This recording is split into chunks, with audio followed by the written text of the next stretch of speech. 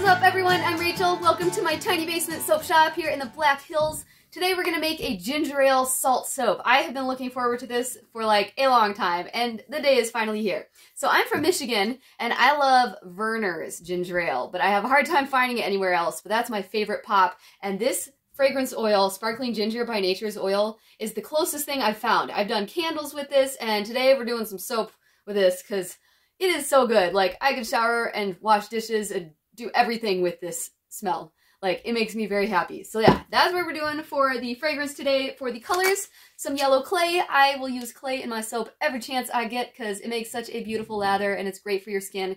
And then I'm going to do a fun little gold mine mica powder swirl on the top. And what makes this recipe unique is the extra amount of salt in it.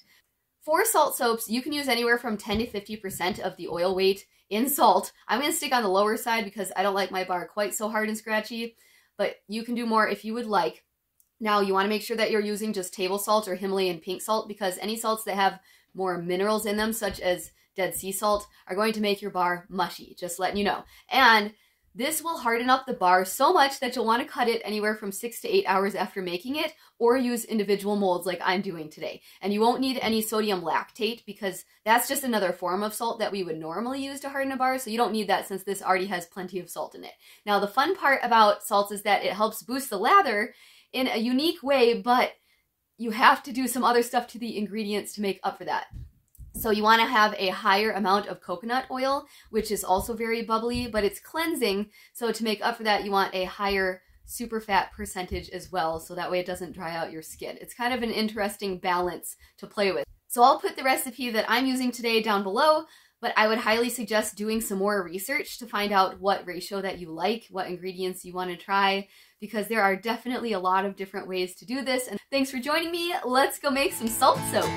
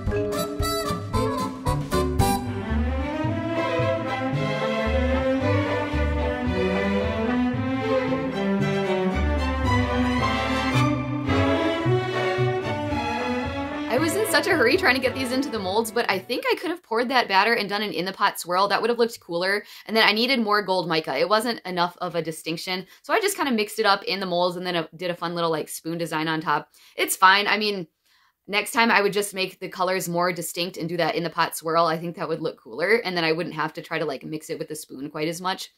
And then I spontaneously decided to just add some Himalayan pink salt on top to complete the spa look. And let me tell you, testing the lather on this, it was so smooth and creamy. It felt so nice on my hands. I am really looking forward to using these after they're cured. And the smell, so good. Like if you open a can of ginger ale and those first little air bubbles kind of hit you in the nose, that's what this is right here. Let's do a side-by-side test. Since I can't get Verner's here, at least they have the real sugar ginger ale, which is probably better for me anyways. Not that it's good for me, but it's good for the soul. All right, side-by-side test. Yup. I almost think this smells even better. All right, that's it for today's soapy adventure. Thanks for joining me. Don't forget to subscribe, leave me a comment, and I will see you guys in the next one soon.